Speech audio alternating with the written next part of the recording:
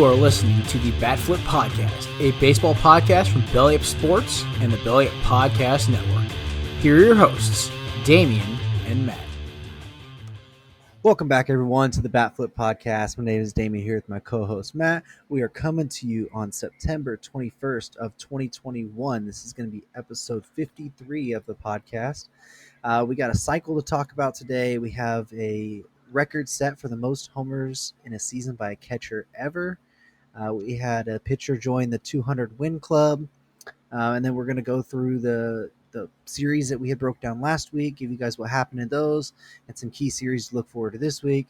And then, of course, ending off the episodes with Players of the Week. But before we get into all that, let's bring in Matt. How are you doing?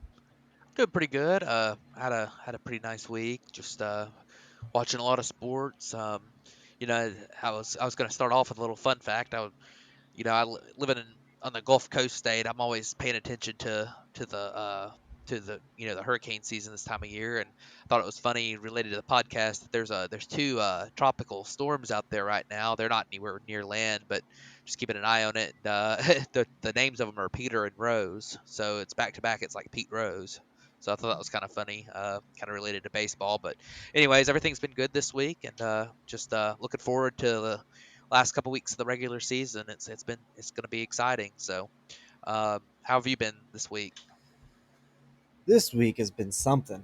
We are currently in the process at my house of getting AC done on the house. So we've been without a cooler or anything for the past 2 days. So if you guys hear some fans in the background, I'm sorry. It's currently 95 degrees outside and we don't have any AC or cooler or anything. So we got a bunch of fans going around trying to keep everybody cool right now. But outside of that, it's been a pretty fun week in the sports world. I mean, college football was insane this weekend. Some really big baseball series was really fun to watch. The which we'll get into more, but the Atlanta and San Francisco game on Friday night was really, really fun to watch. I mean, I didn't like it as much as a Dodger fan, but that was a fantastic game. And just overall, it seems like the baseball world has had some really great games the past or this past weekend or so. So it's been really exciting for that. Yeah, no doubt. But we'll just start with, it was part of that Atlanta and San Francisco series, and that's Eddie Rosario hitting for the cycle. Yeah, so very interesting. This was the fourth cycle of the season. Two of them have been hit by the Atlanta Braves. The first one from Freddie Freeman. Outside of Atlanta, their other cycles were Jake Cronenworth and Trey Turner before the trade. So Nationals Trey Turner earlier this year. I looking a little deeper into Rosario after he's gotten to Atlanta, which he was injured with Cleveland. He had a little bit of a rough start with Cleveland, but post injury, since he's come back, he has a 196 WRC plus with Atlanta, which is pretty insane. He's played in 20 games, hit 6 homers.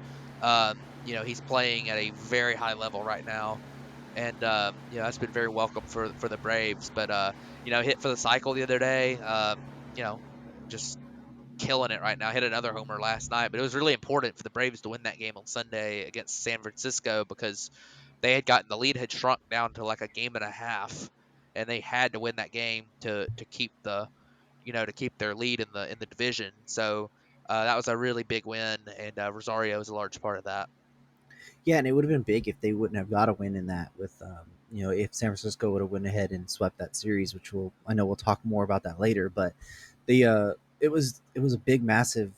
They needed that game on Sunday so that they can have some momentum going into. And of course, they're facing Arizona right now, so that was going to help them get some momentum. But to go into San Francisco versus a good team like that, and you consider your guys a playoff team as well, to get swept by them would have hurt a lot. So it was big time, and Eddie Rosario having that performance, when you guys needed it, was pretty clutch from him. Yeah, no doubt. That was a really big deal. So let's go ahead and move on to Salvador Perez. This season's been absolutely insane, but he set the record for the most homers by a catcher in a season ever. He tied Johnny Bench earlier in the week. And then I believe it was yesterday he actually broke the record. That's 46 homers in one season by a catcher. Yeah, so Salvador Perez had such an interesting year. Very, very strange year, really. The 46 home runs, crazy. He's actually 2 away from 200 on his career, by the way. Um, you know, it's one of those things like he's got 46 home runs, but he's got a 129 WRC plus because he just never walks. Like his own base percentage is only 317, never walks, and he's one of the worst defensive catchers in the game at this stage. Like he is a negative 9.4 defensive value, and he's really not good at any metric on any style. Whether it's framing, throwing out base runners, blocking, receiving. There's really not much that he's been good at defensively this year. But which for a guy who when he came up was a pretty good defensive catcher. 3.5 WAR, basically all defensive in 2013. Um, it's weird to see, but the 46 home runs is incredibly impressive, regardless of what you're doing in the field. So um, it's very, very good to see. It's fun to watch Salvador Perez. I think a lot of people were surprised when he went to the home run derby earlier this year, and he's obviously shown that wasn't a bad decision because he did well there, and he's just been hitting home runs all year. So uh, definitely a interesting power breakout at age 31. Yeah, and he really took off after that home run derby that you're talking about. I'm trying to look up the exact number right now, of what he did so far in the second half. But just to put into perspective, that we're talking about it's a great season, but he's now tied for the major league lead with Vladimir Guerrero Jr. for the lead in homers. So like you've heard us talk all year about Vlad Jr. and then now Perez is right up there with him. In the second half, he has 25 homers so far in 61 Yeah, games. yeah, as compared to 21 and And 89 games in the first yeah, half. So. Yeah, very interesting. I think you look at he hit 12 in August and he's hit 8 in September already, and first 21 days of September, which for him has been 20 games. So definitely impressive stuff from Salvador Perez this year at the plate. With his power. I mean, like I say, he's pretty much become like he's like if Mark Trumbo could somewhat play catcher. And I think that's kind of an interesting way to look at it. I mean, his defensive value is about the same. So, yeah, he doesn't walk a lot, doesn't get on base. I mean, his 317 on base is horrible, but below average on base guy, but hitting home runs like crazy. So, good for him though. That's really cool. And for a team in Kansas City that hasn't had a ton to cheer about, it's definitely something to keep watch the Royals for, which is always a good thing. So. yeah, and like you said, it's definitely a power breakout. His career high before this season was 27, 2 years. It was in 2017 and 2018. So it's definitely a big jump for him so far within the power category. Yeah, one thing to mention on the power thing too is that last year he only played 37 games coming off his I think it was an ACL injury in 2019 that kept Yeah, him out for the season, and he only played in 37 games. So he had 11 homers in those 37 games last year. So some of this power might have been starting to show up last year or some, and this year it's become legit, like maybe even 50 home run power if he can have a good final week to the season. hey, I wouldn't put it past it the way he's been launching him out the past couple months. So. But let's go ahead and jump on. We're going to jump to Jon Lester getting his career 200th win yesterday as a member of the St. Louis Cardinals. Now of the St. Louis Cardinals, I should say. Yeah, Jon Lester's a guy who, for his career has been obviously an excellent pitcher. Had all those great years in Boston. Probably more famous, although he was probably better in Boston.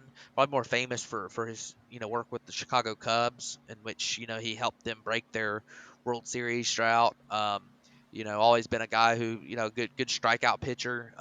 8.1 strikeouts per nine. Pretty good control. Has gotten the ball on the ground for most of his career. The last 3 years have been very iffy from Jon Lester. He's aging. Signed early with the Washington Nationals this year, and just didn't do very much. Didn't do very much for them. But he's been it's very nice very nice to see him start ramping up those accolades. A guy who um, has been, for his career, has been, just a very good pitcher. And honestly, ERA wise, he's been better for St. Louis than he was for Washington. His peripherals are similar, but this is a guy who probably maybe in his last year or two, he's not signed next year, so I don't know if somebody will pick him up or if he wants to play next year. But it's interesting to see, and it's really cool to see him get that milestone here. What could possibly be his last year. He's only 22 strikeouts from 2,500 on his career as well, so that might be another milestone to look for. And although with only maybe two starts left this year, I guess maybe he could get three starts. That might be tough to reach. 22 strikeouts, most likely two starts. So He'd have to have his two best starts of the year strikeout wise to get there, but he probably needs more like four starts to get to that number. But regardless, it's been a fantastic career, and you never know, he might catch on to a team next year for his age 38 season. Yeah, he absolutely could. Just one note that he's tied for 116th all time on the wins list. There's at 200 exactly. There's only three active players in the majors that are on this list of over 200 wins, and that's Jon Lester's the third, obviously. Zach Greinke at 219 and Justin Verlander at 226 are the only other active MLB players Yeah, on that list. how close is Max Scherzer to that? Scherzer is 10 wins away, and Okay. Kershaw is 15 wins away. Yeah, so they'll probably both get it next year. 15's borderline, but I mean Kershaw will 100% for sure get it at some point, and Yeah, I would assume that Scherzer, if he continues what he's done this year, will yeah. hit that milestone next year. So, And he's probably um, got at least two more starts in him, maybe three even. yeah, he'll get to if he gets one win in those two, he'll get close. So, Yeah. in the days of and obviously we talk about wins is not something that um, it's not a great statistic for when it comes to pitching wins. Obviously, wins and losses as a team are the most important statistic, but pitching wins and losses are not that big of a deal to me. But it still shows that. I mean, it's you have to be a good pitcher to get to 200 wins. I mean, you're not going to get that. Getting one or two wins based off of luck is something that is 100% going to happen. But getting to 200 means you have to have pitched long enough in the big leagues and pitched well enough to have your team win a lot of games. You can't just luck your way into that. So, good stuff from Jon Lester, pitched on a lot of good teams. And it's good. Congrats to him. Yeah, absolutely. It's he's been an interesting guy to watch throughout his career, and especially with everything that happened in Boston with his cancer, and then being able to come back as a survivor from all that. He's always been a guy you root for because of that. So very happy that he got his 200th career win for sure. So one other thing we wanted to mention, it's not a massive deal, but it could have impact in the playoffs potentially, and that's Carlos Rodon. He ended up leaving his game yesterday with some shoulder soreness. Uh, the White Sox haven't said too much about it other than that they're going to let him try and start on the 29th and see how it is from there, and if he something that they don't think he's right then they'll shut him down. Or if he's good, then they'll just go ahead and let him go. But I expect that start to at least be abbreviated. But he's a big part for that White Sox rotation, behind Giolito and Lance Lynn. So if he misses any time going into the playoffs at all, that could be a big deal for them. Yeah. So this White Sox rotation, I don't think people quite realize exactly how good it is. Um, they have out of the top 10 in wins above replacement out of pitchers, they have four out of the top 10 that have pitched at least 120 innings. They got Giolito. Dylan Cease has actually been up there and wins above replacement as well. Lance Lynn and Carlos Rodon at 127 innings has actually been their top guy. 4.8 WAR in just 127 innings on a rate base. He's like been the best pitcher in the American League this year. So, that's very, very good, very interesting stuff. He was non-tendered last offseason, and that was pretty crazy that he's come back at the way he has, healthy this year. But with Carlos Rodon, shoulder soreness is something you worry about with the amount of times he's been injured in his career. So that was his downfall before, and you hope that this is precautionary, which I would assume it probably is. I don't think if there's any potential even fatigue in his shoulder, they're going to sit him down at this point because they're a lot for the division right now. And even if he does miss some time, when you got 4 of the top 10 in WAR in the American League on your one rotation, then it's not quite as big of a deal as some other teams. Like if New York lost Garrett Cole, or if Boston lost Nate Eovaldi, it's not quite as big of a deal, but it's still a huge deal. And obviously you want to see Carlos Rodon healthy. Yeah, you really do. He's been really, really fun to watch this year, especially after, like you said, getting non-tender and then convincing the White Sox to give him one more chance and to prove that he could, be a really good major league pitcher, and then kind of taking that opportunity and running with it, and somebody that can make himself a lot of money this offseason. So good for Carlos Rodon. Hopefully he's healthy, and hopefully he's in that rotation for come playoffs for the White Sox. No doubt. But let's go ahead and jump into our series breakdowns. Let's jump to the series that happened this past week. We'll start with San Francisco versus the Padres, which was in San Francisco for 4. They ended up splitting that series 2-2. Yeah, so that was a pretty big deal. The Padres, are they're still reeling, and getting 2 wins out of that series was really important for them. Um, it's really tough right now to envision the Padres making it to the playoffs. And I mean, they really, and one of the other series that happened this weekend was a bigger deal, and that split 2-2 probably kept them alive, being able to split with the Giants last week. But um, you look at the Padres, and they're really going to struggle. I mean, they got a tough schedule remaining. We'll talk about both of their series they have going on this week. When we talk about our series, our important series coming up for this week, and there's a legit chance they fall under 500 to finish the season. So, um, but that was really tough for them, and the Giants probably would have liked to have won 3 out of 4 of that. Trying to hang on to the NL West. They got a 1-game lead right now, so splitting that series probably wasn't the result they were looking for. But when you're trying to hold off the defending champions, and it's tough. So, um, but I mean, winning 2 out of 2 is not going to kill you.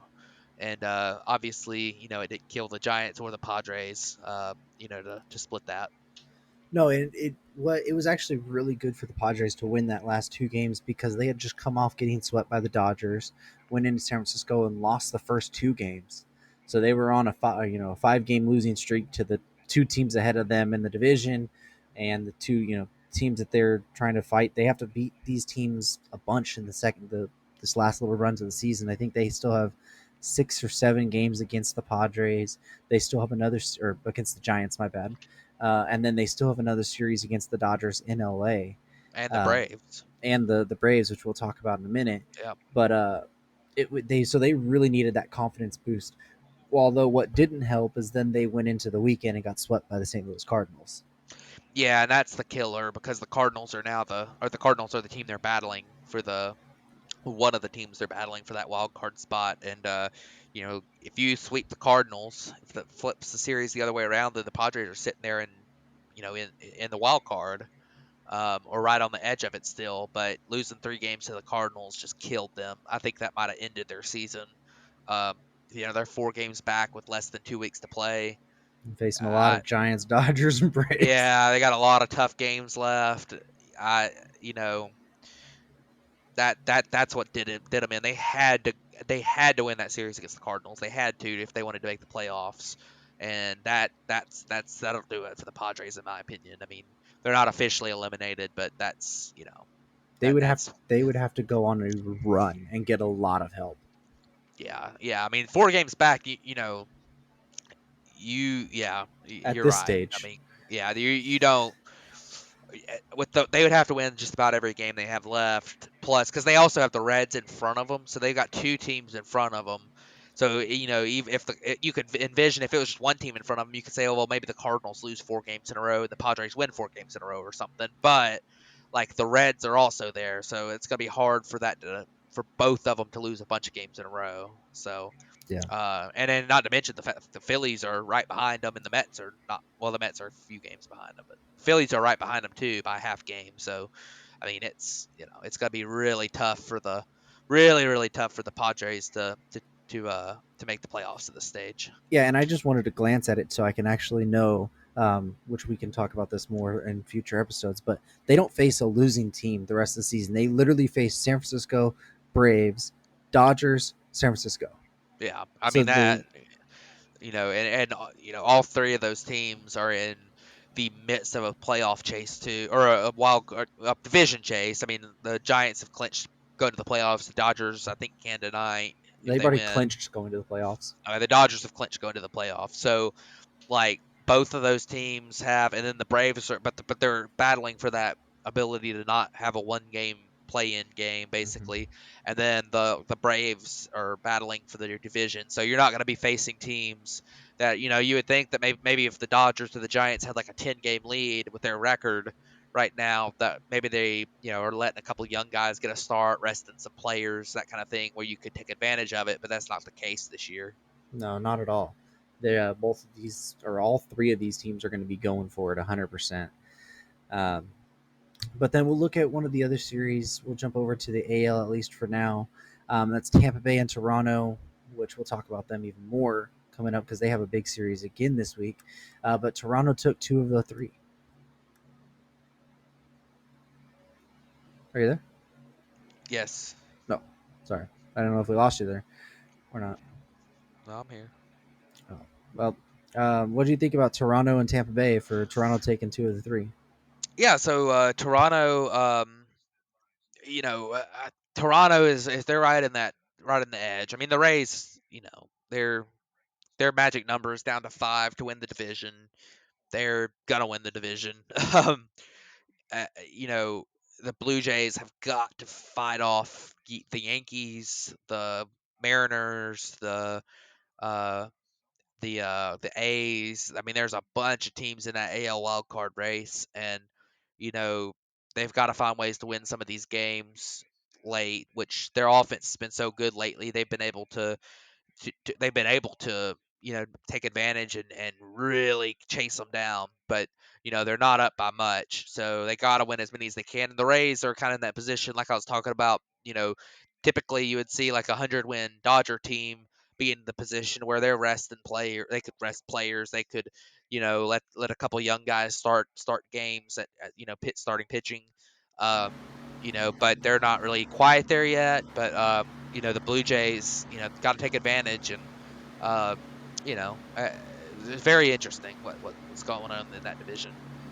Yeah, to the run that Toronto has been on lately is to even get themselves back into a conversation. I mean, there was at one point in the season where we were kind of almost writing them off, of saying like it's going to be really really hard for them to make the playoffs at all, even in a wild card spot. And they've thrust themselves to where right now they are sitting in that second wild card spot, tied with the Yankees, waiting on the result of tonight's games. But really big for Toronto to win that. But like you said, that whole division, I mean, Boston is a game and a half above them. The Yankees are right there, and they're going to be facing all of each other, kind of through this stretch run. I mean, Toronto's facing Tampa Bay again. I think they still have another series against Boston. And Boston and the Yankees have another series against each other. So it's going to be big for Toronto if they want to be able to make the playoffs, to keep beating, especially the Rays right now. But staying in that division, this past week, the Red Sox went against the Seattle Mariners for 3, and they took 2 out of those 3. Yeah, so the Red Sox or the Mariners needed to win a couple of those games. They've got to keep pace. They're the team that's behind right now, and the Red Sox kind of weathered their COVID storm, and they were able to get a couple big wins there against the Mariners. Helped them kind of cement their spot in the wild card. Obviously, they haven't locked it up yet or anything, but um, you know the fact that they were able to win a couple of those games at least helped them put some distance on one of those contenders, so that was a big deal for them. Yeah, it really was, and it really hurt Seattle's chances. If they could have taken two of those three out of Boston, then you'd be talking about they'd only be 2 games out of the wild card at this moment. With some tough series that they're facing the A's right now, and that would be the battle for the second wild card potentially if they were able to take two of the three out from that Boston series. So hopefully Seattle can get it done. Though it's been forever since they get in the playoffs, and I really want to see them get back because they're Yeah, they're definitely a fun team when they're good. yeah, it's kind of hard to believe that a team that won 89 games, 87 games, and 86 games 3 years in a row didn't make the playoffs at least one of those years. So, it's kind of unfortunate for them. It's been a long time, but it looks like right now, they're kind of on the outside looking in, and another close race another close miss. So, Yeah. Well, let's go ahead and talk about the series between the Dodgers and the Reds that was in Cincinnati, with LA taking two of the three from them. yeah, so you could probably tell more about what happened in this series, but the Dodgers trying to chase down the Giants. I mean, what you can do if you're the Dodgers is just keep winning and hope the Giants don't win. And you know, they won 2 out of 3 against a pretty good team. So, I think that's acceptable for them. Against a good team, tough games, and to win 2 out of 3. For the Reds, they really needed to. I mean, they were able to keep pace with that series, but some of their other series recently have really hurt them in the division or in the wild card, NL wild card, and I wouldn't consider losing 2 out of 3 to the Dodgers. The fact that you're able to pick up one game out of that series is very, very good, and to not get swept because when you play the Dodgers this year, you're hoping to get one, and they're able to do that. But losing series to some of the other teams they've lost to recently has been the downfall for them, and the reason they're currently on the outside looking in. Yeah, they've struggled against the Pirates, especially a lot as of recently. But for that series this weekend, Luis Castillo looked lights out on Friday night. He had like 10 strikeouts, I believe, and just looked pretty much unhittable for the time he was in there.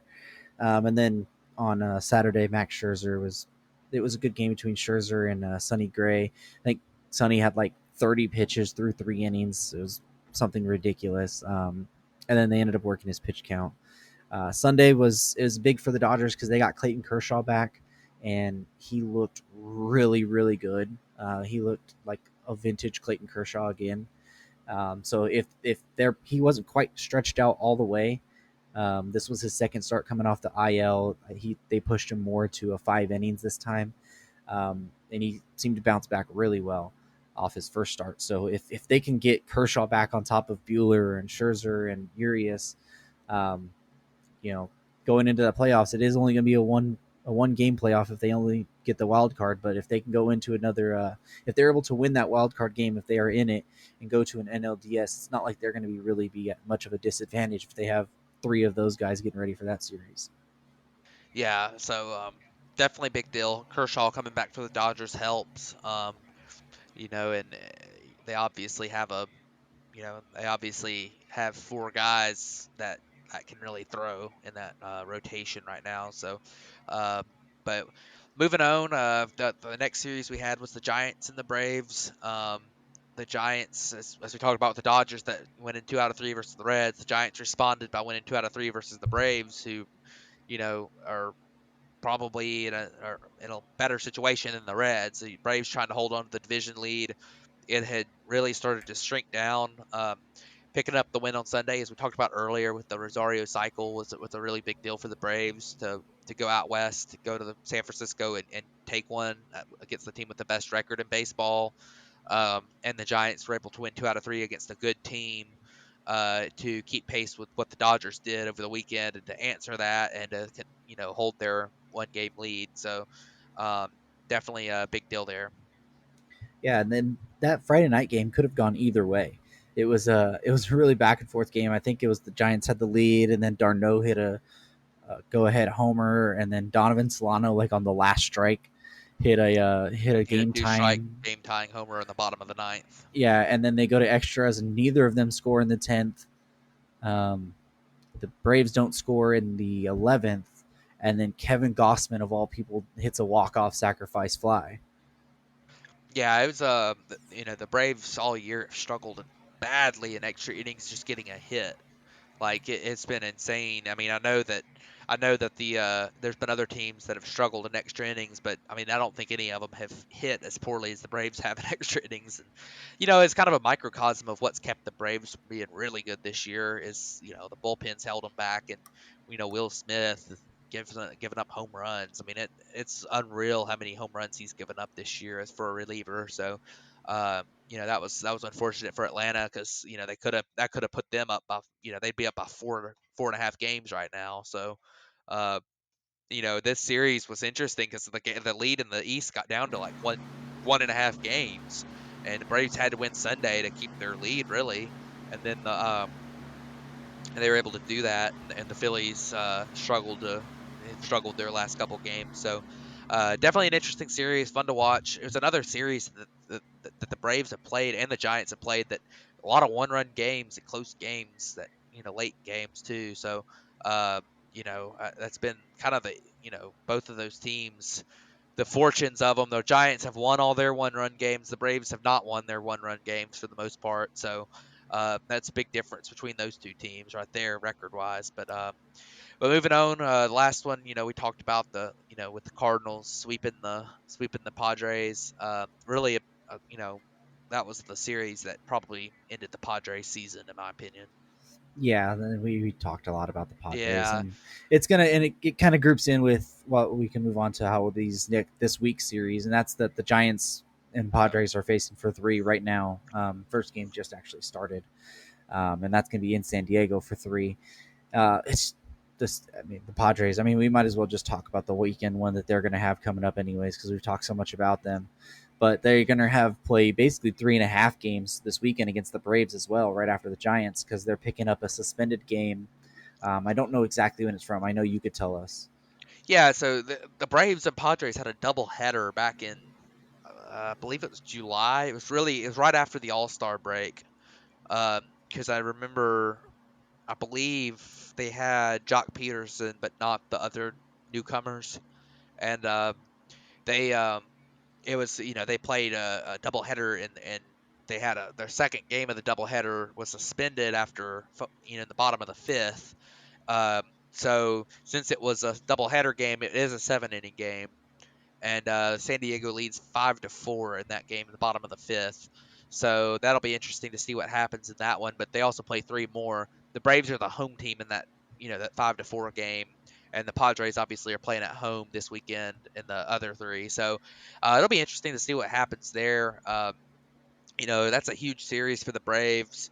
You want to keep track, keep pace. I think the Phillies have the Pirates this weekend, so the Braves need to win a couple of those games and hold on to their lead. And uh, so that in the Padres, obviously at their position they're at right now, they've got to win. So they got to win all the games they can. So that's gonna be a big deal. But obviously, 7 games for the Padres this week, or 6.5 games for them, and all 6.5 are against division leaders, and 3 of them are against the team with the best record in baseball. So um, it's going to be very tough for them. Yeah, it's going to be a really rough week to be a Padres fan or even a Padres player. But we talked a little bit about the Blue Jays and the Rays having three this past week, but they're having another 3-game series this week. I believe Tampa took that game yesterday, if I'm not mistaken, and it just got final. Oh no, it's in the Still not final. Bottom yeah of the ninth. with Tampa two Bay's down outs. 2 with 2 on, 2 out. So Yeah. But big series for the Blue Jays, which we talked about. They need to beat this Tampa Bay team. It's going to be tough because they're leading, but they have to do it if they want the chance in the playoff. Because as of right now, they're tied for that second wild card spot. yeah, the Blue Jays need to win as many games. I mean, every single game at this point for the Blue Jays, the Yankees, and the Red Sox is extremely important. The good news for the Blue Jays is their other competition in that wild card play each other this weekend. So one of them is for sure going to lose a game or two. So you know that'll help them a lot if they can take care of business in one of those games. they'll be in good shape. But you look at the series right now, the Blue Jays, their offense has got to come alive again. They got to keep going. Vlad Jr. is putting up he's putting up an argument for MVP now, and in order to win that award, he's going to have to really show out in this last week. It could be one of those make or break MVP weeks. So we'll see what he's able to do, and as he goes, the Blue Jays go. So definitely a big series there, and every game, like I say, for the Blue Jays, the rest of the year is extremely important. For the Rays, just win a couple games and you're the division champion. So, um, obviously you just want to win a game or two here. So, Yeah, you really do. But we can jump over to the Cardinals and Brewers. They're starting a thing for 4, and I believe did that start yesterday? It had to, right? Yeah, the Cardinals took yeah, game 1 yesterday, and they're leading 2-0 in the bottom of the 8th right now. yeah. So, you said the Cardinals are leading in the bottom of the eighth. Yeah, 2-0. Okay. Yeah, so I mean the Cardinals have that lead. They've got the advantage right now in their in the wild card, and that they gotta they have a chance to. I mean, they have a chance to really lock that up if they can win these games. They're not going to catch the Brewers in the division. The Brewers have like a 9-game lead or something, but these games are way more important for the Cardinals. But any game they can win against a really good team like the Brewers, especially with the teams behind them, you know, markedly the Reds and the Reds and the Phillies having easy opponents. It's not locked all the way up for the Cardinals, so they need to win a couple games against the really good Brewers. But we'll see what happens with this series. I think it's a very entertaining series, and there's a lot of personal things in the series too, like Cy Young chase for Corbin Burns. You know th- that's a big deal. I don't know if he's pitched already or when he's pitching in the series, but he's got a chance at Cy Young, so putting up a big start to finish the season would be big for him. And we'll see what happens. I'm very entertained by it so far. I'm trying to see when Burns pitch. He doesn't pitch one of the next 2. But I mean that Woodruff, we're good. Woodruff pitched tonight, So maybe so did I he think might have Burns pitched. pitched Sunday, didn't he? He might have. So, but yeah, either way, definitely a big time series, and the Brewers have a chance. I believe have a chance to lock up the division with a win. Yeah, Uh, if they were to win tonight, they would lock it up. they gotta win. Their magic number's 3, so they gotta Oh, win. I thought it Their was 2. wins combined with the Cardinals' losses has to equal 3. Yeah, So I thought it was down to yeah, 2 so already. they do have to win 2 games, but one win would be, you know, that would be pretty much it because the Cardinals aren't winning the rest of their games, and No. the Brewers could potentially clinch the division tomorrow against St. Louis if they can win the game tonight. So Yeah. We have a big series going down between the Mariners and the A's as well. We talked about they're right in that battle for that second wild card, and they're facing each other for 3. yeah, so this is almost an elimination series to me. The A's and the Mariners, whoever wins the series has still got an outside chance, and whoever loses is out. So both of those teams very important. Um, I think that they're probably on the outside looking in regardless, but definitely a big deal if one of the teams could sweep that series with the Yankees and Red Sox playing each other, they could maybe still have a chance, but definitely an elimination series for whoever loses that one. Yeah, absolutely. Big series for them, and like you said, the Yankees and the Red Sox are going to play for 3 this weekend as well, and it's going to be a big series for what happens between the Mariners and A's is going to set up who has a real shot to get into that, that even closer into that second wild card battle when they face off, because they're going to be beating up on each other, and it's going to make that race even tighter after this weekend. Yeah, no doubt, and that's a big deal. The the the that rivalry is always intense, and I tell you what, that's going to be one of the most intense weekends in that rivalry, regular season wise, ever. Yeah. Those teams hate each other, and I think this year they've been even more hating of each other because the Yankees were supposed to be really good this year and the Red Sox were not supposed to be great. So, a lot of that, the Red Sox being better than the Yankees for the majority of the year has irked a lot of Yankees fans. So, we'll see what happens. It's going to be an entertaining one. Do you know where that series is being played at? I believe it's in Boston. Okay, so Let yeah, me. there's gonna be some rowdy fans in Boston then. Yeah, it is in Boston, So and Cole pitches Friday night. yeah, so that'll be interesting.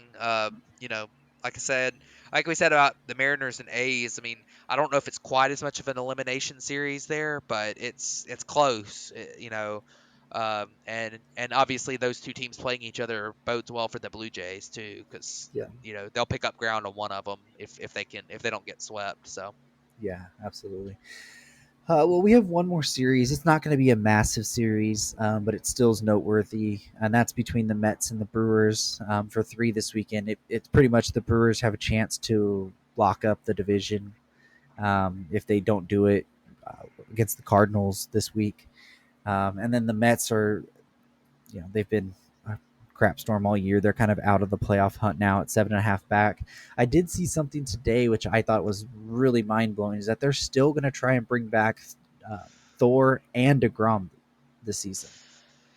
I mean that I highly doubt that actually happens, They're but they're talking like DeGrom could try and get 2 starts, like not full starts, but that they want to bring him back in some capacity to start a couple games before the season ends.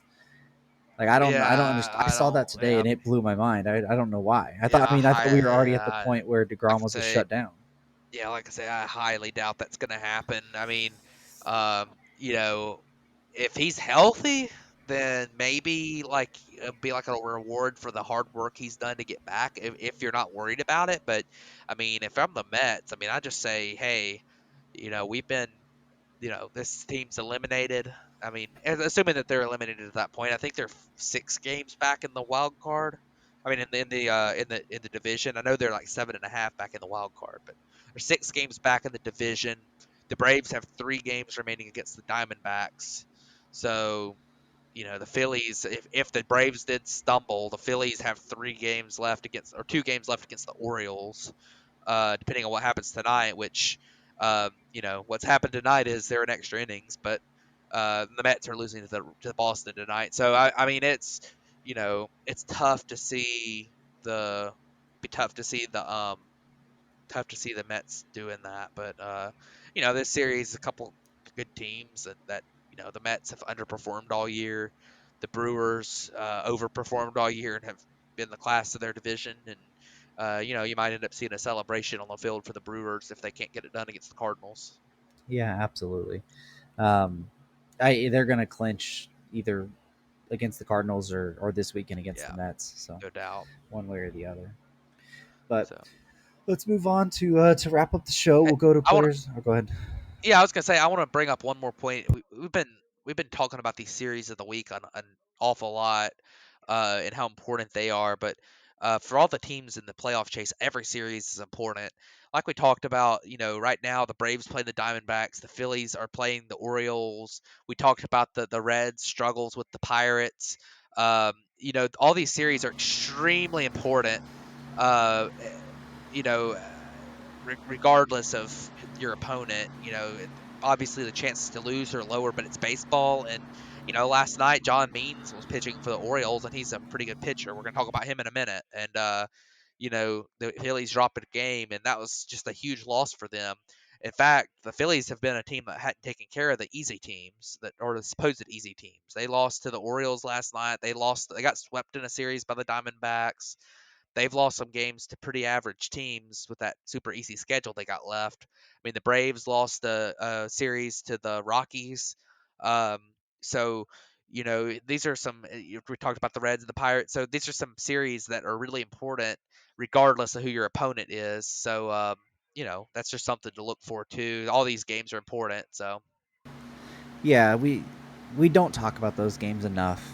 We really should more, but we kind of want to bring you guys the best series that we think are going to be some of the best games to watch. But like you said, it's still baseball. You still have to go out there and play the game, and you can't take anything for granted because, like you said, you have to beat the teams that you can beat, and if you don't take care of those games, then do you really deserve to be You know, Yep. No being doubt. you're calling yourself into playoff chase or whatever. So, Absolutely. but let's now move on to our players of the week. Who do you have for your pitcher this week?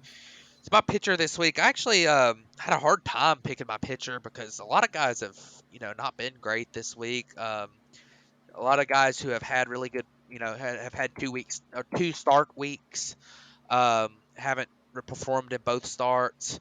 But the guy I ended up going with is Yu Darvish. Yu Darvish is a guy who, ever since the sticky stuff thing, he has really struggled. Um, and he's dealt with some injuries as well. That might be, I don't want to blame it on sticky stuff because it might also be partially the injuries he's had. But you look at you look at what he's done on the season and hadn't been great. But if you look at his last start, he had a good bounce back. He had 7 innings pitched. Believe he threw 9 strikeouts. Um, didn't give up a run. Just 1 walk. So, it was a great start for you, Darvish. Maybe getting him back on track. If the Padres are going to make one last little win streak, trying to get to the postseason, they need you, Darvish, to be a large part of that. To win his starts, and that was a good one for him to build off of. Yeah, it really was, and the Padres really need you Darvish to be the old you Darvish. Throughout the whole season, he's like you said, he's really struggled since the crackdown. But as of late, the past couple starts, he's looked really, kind of back to the old you Darvish self. So that's big for them going into next year. If they're want to make a turnaround on this for sure. Yep. But my pitcher this week is a guy you just mentioned a little bit ago, and that's John Means from Baltimore Orioles. I know my buddy Hank he's gonna roast me and cuss me out after he hears me talk about this because he messaged me and said he hates hearing the word sticky stuff. But John Means has really struggled since the sticky stuff crackdown. You look ever since June. In July, he had a 5.09 ERA. In August, he had a 5.61 ERA. And then September, he's down to a 2.20 or 2.22 ERA, which is really good.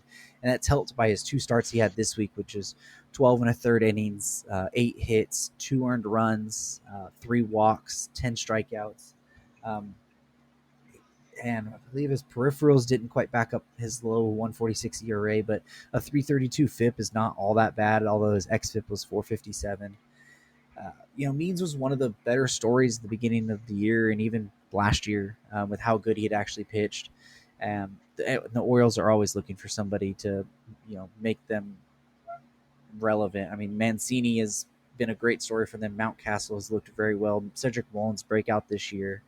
But the pitching staff has really been a place where they haven't had anybody for the past couple years look anything remotely close to a major leaguer. So for them to get John Means, and hopefully he's found a way to really pitch effectively now, it's a really good thing. And sorry, Hank, for roasting you on the podcast.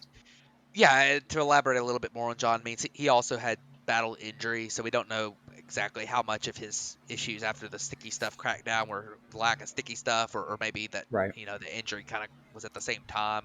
But definitely good to see one of the Orioles starters pitch well. They've got a um, they've been a team that for the past decade has really been very good offensively, but has really struggled on the mound with their development. And obviously the last couple of years they've been really poor on at both aspects. But they need John Means to be a good piece in that rotation going forward, and they got some really good looking pitching prospects behind him like Grayson Rodriguez. So anytime you can have John Means bounce back like this, he had honestly started to look a little bit like a one hit wonder from his month early in the season.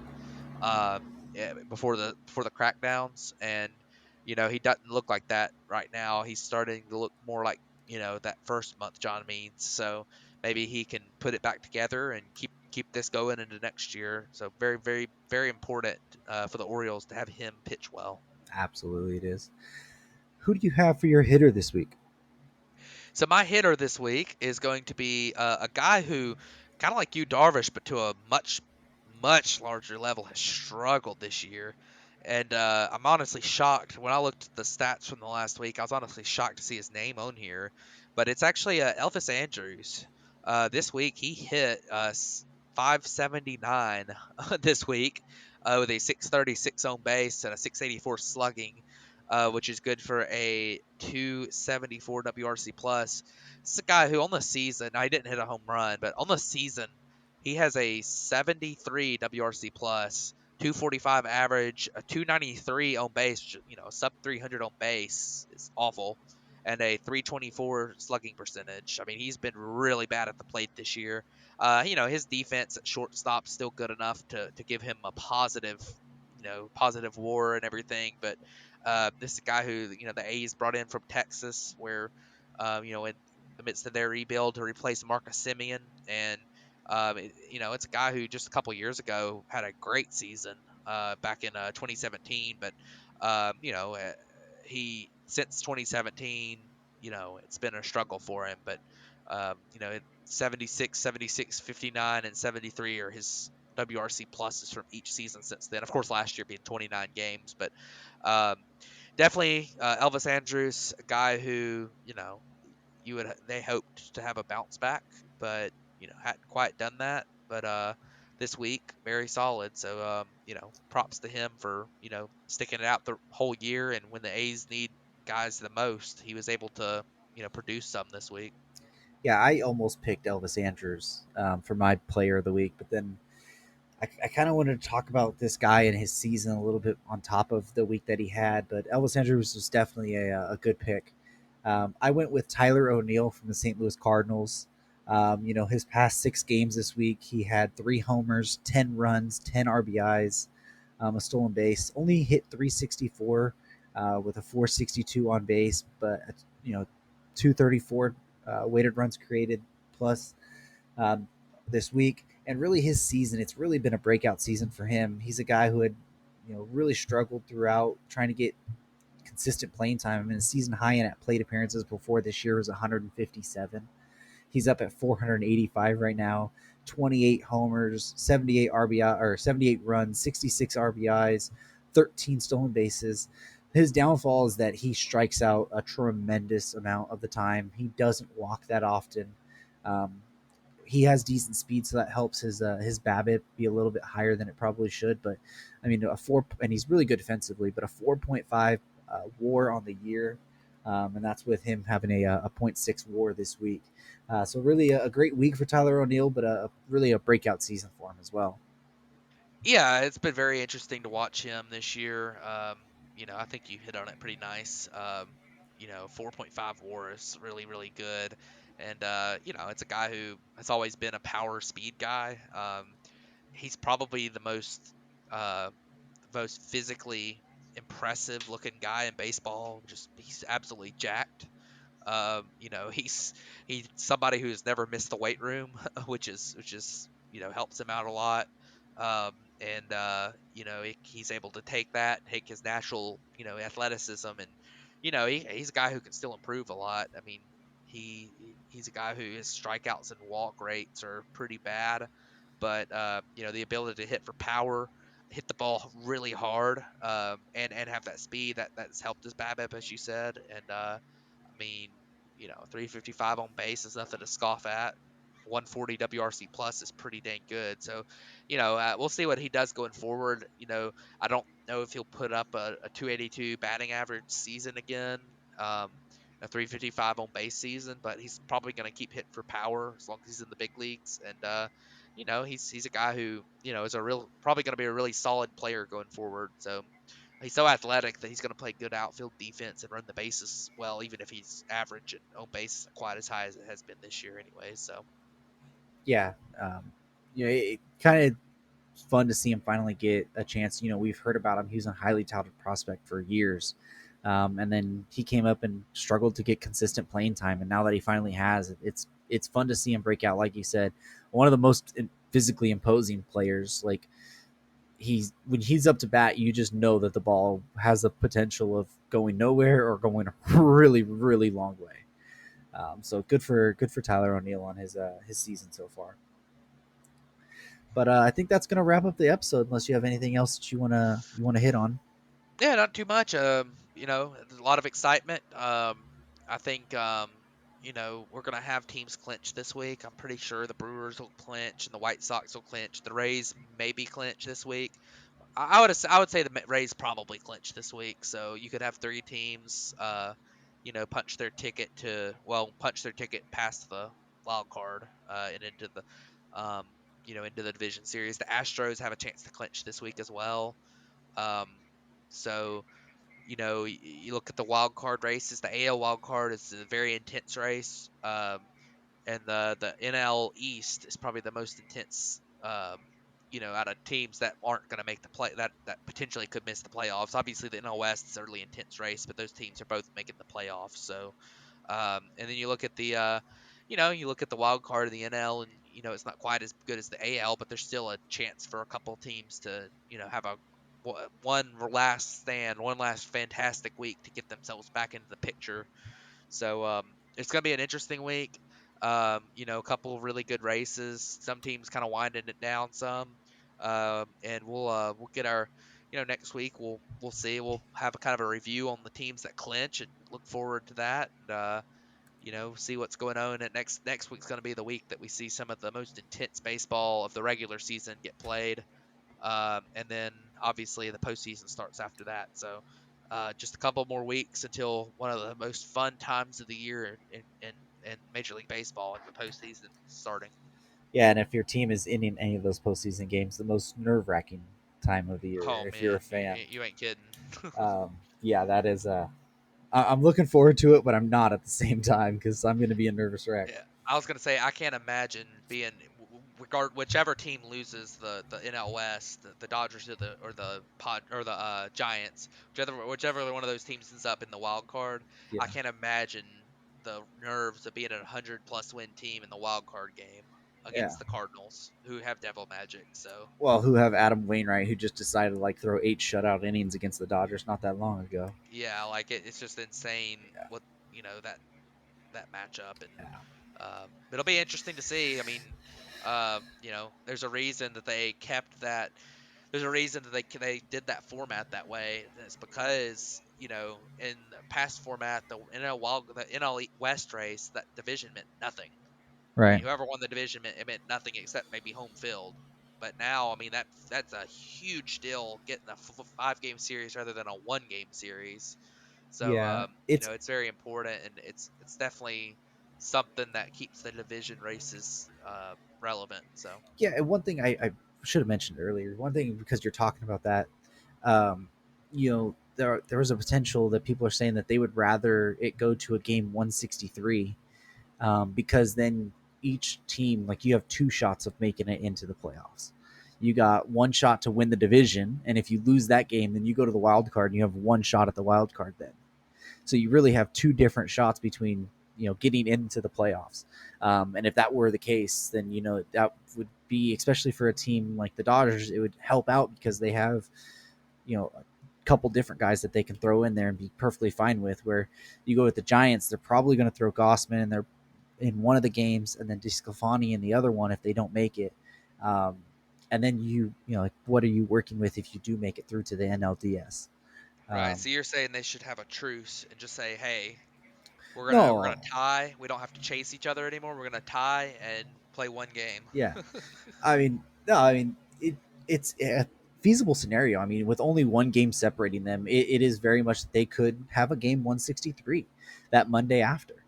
That game would be in San Francisco, but still, you could really see that. But it is interesting that it would basically that team would get 2 basic shots because sometimes you see one game 163s that are like a wild card game, pretty much a winner go home.